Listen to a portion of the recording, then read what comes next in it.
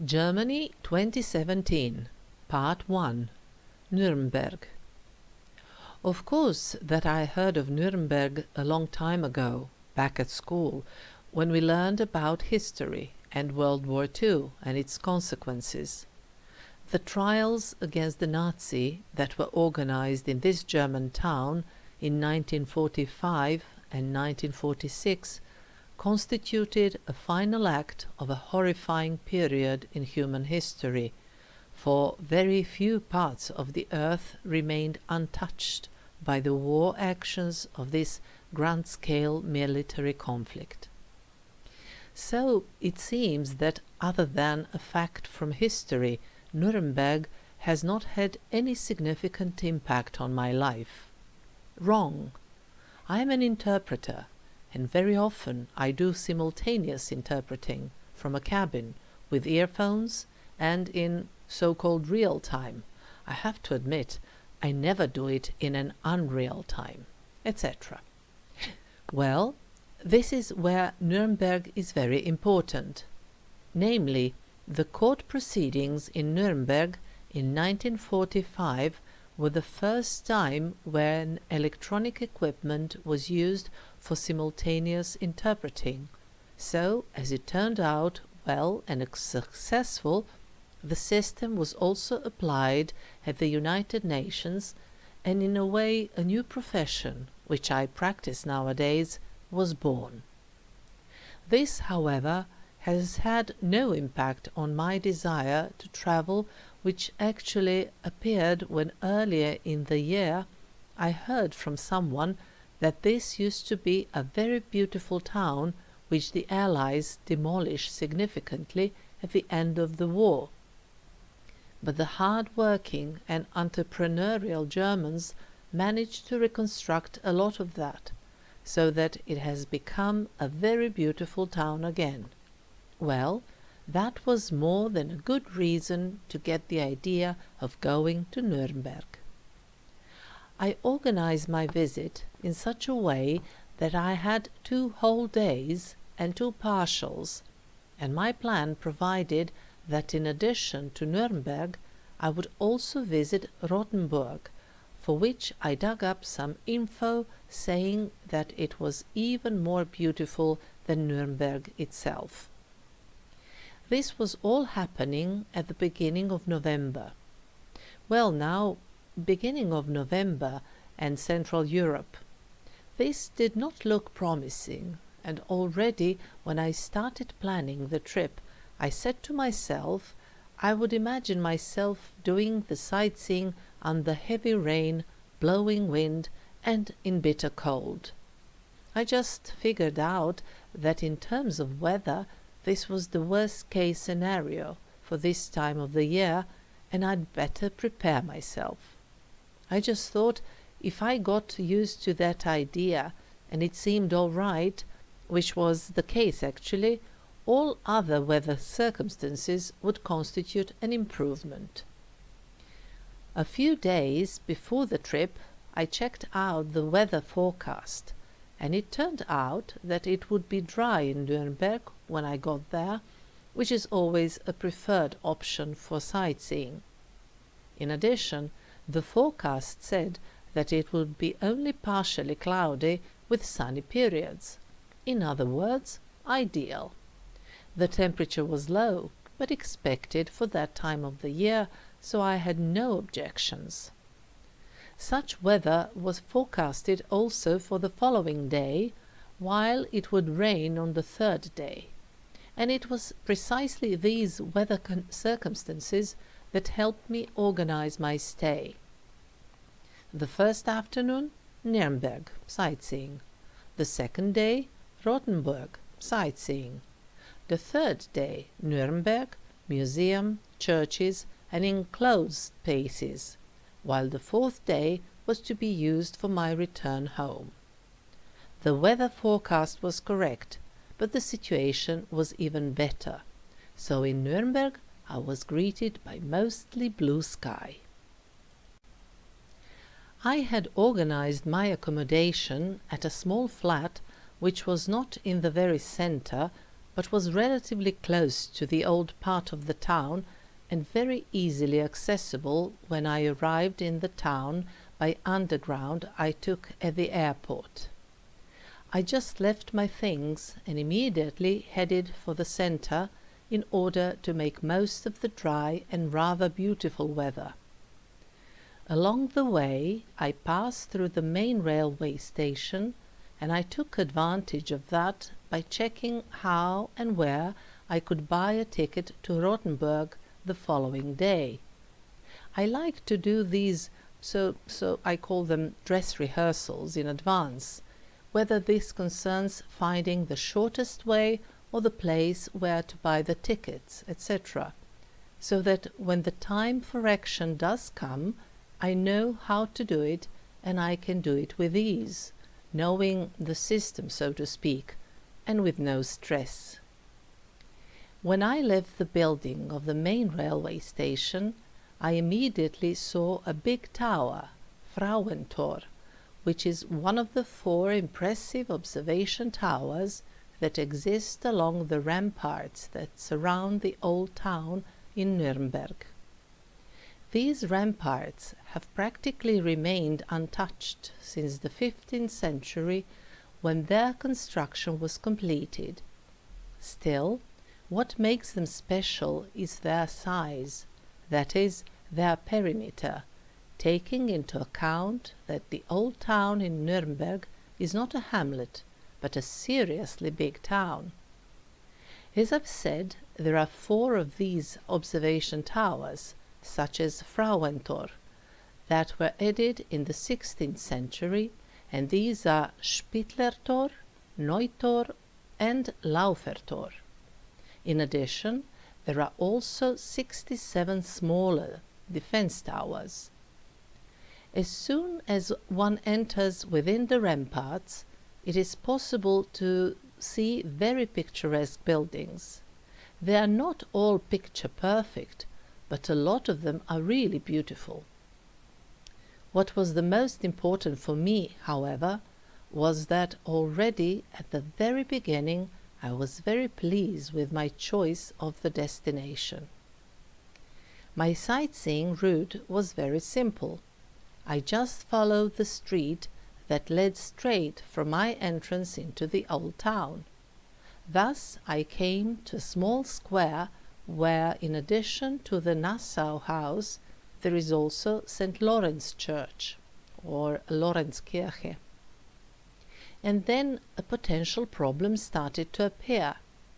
Namely, I started to feel hungry. The main reason why I considered this to be a problem was that I actually didn't want to sit somewhere and eat, as I thought this would be a waste of precious daylight time. This was important on account of photographs and sightseeing. Luckily, this was happening in Germany, and Germany is famous for its sausages. I often joke when I talk about the fact that many years ago I learned German for a couple of years, but as I've never used it, I have forgotten it all. All but Brot, Wurst and Bier.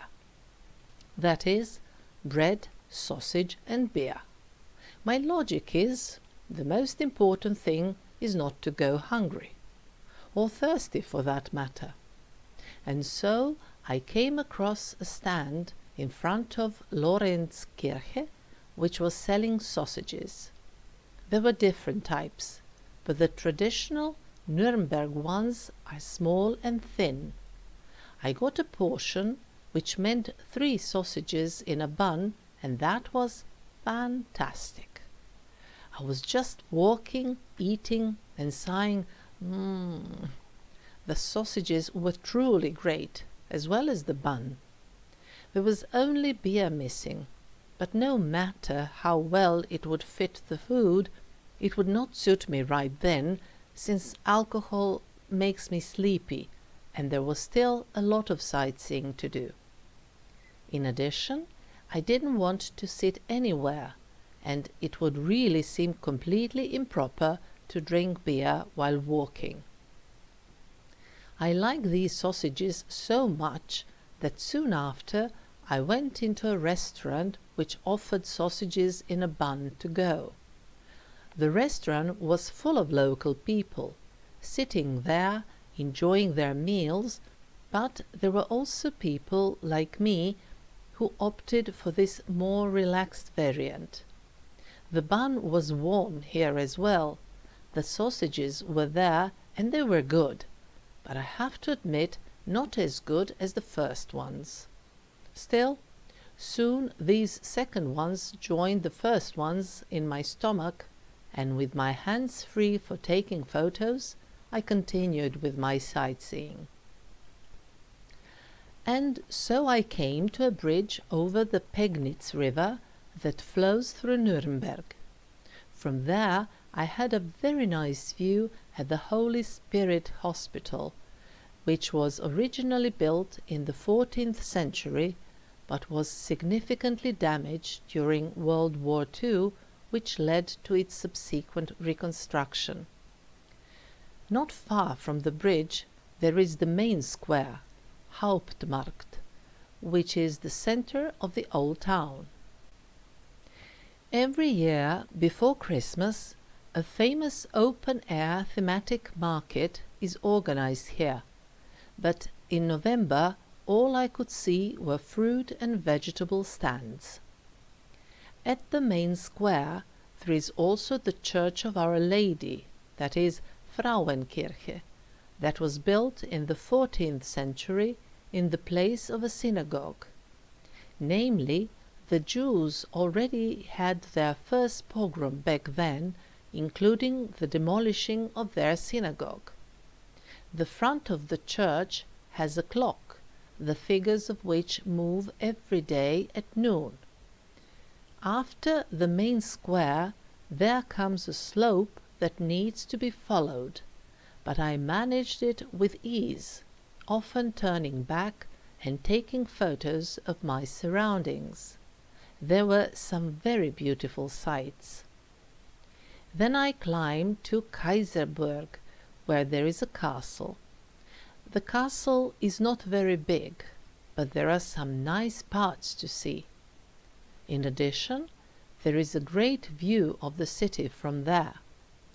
I also walked around the castle's garden, which was rather modest at this time of the year, but that did not bother me.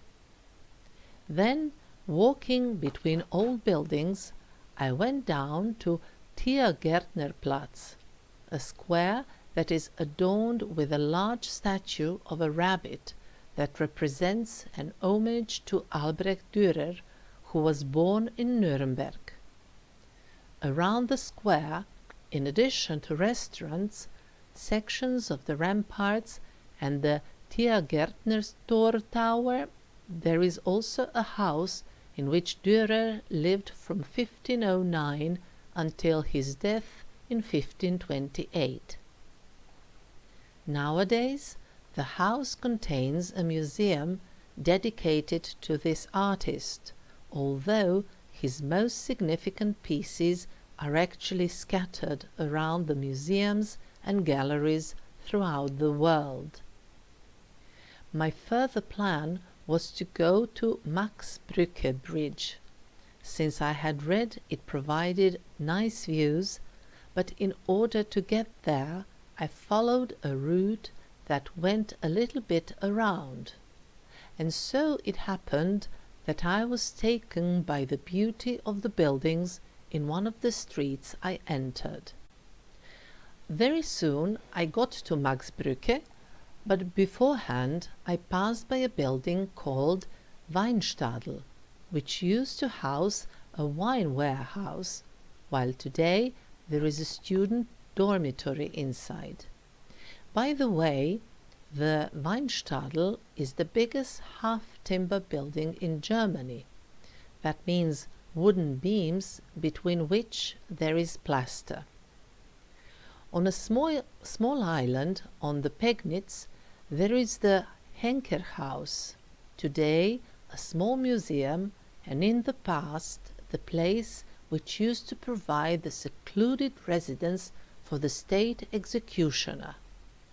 In the Middle Ages, this was an inevitable and yet very unpopular profession, and it was believed that it brought misfortune if the executioner lived near you. So people with ordinary professions made sure these others lived as far away from them as possible. And then, finally, I went back to the main square, where I started to feel rather tired, while the day was coming to its end. I decided to go back to my flat and have a good rest. Still, along the way, I passed again by the stands near Lorenzkirche, where, in addition to sausages in different versions, the vendors also sold exceptionally delicious Lebkuchen, a specialty of Nuremberg and a variant of gingerbread.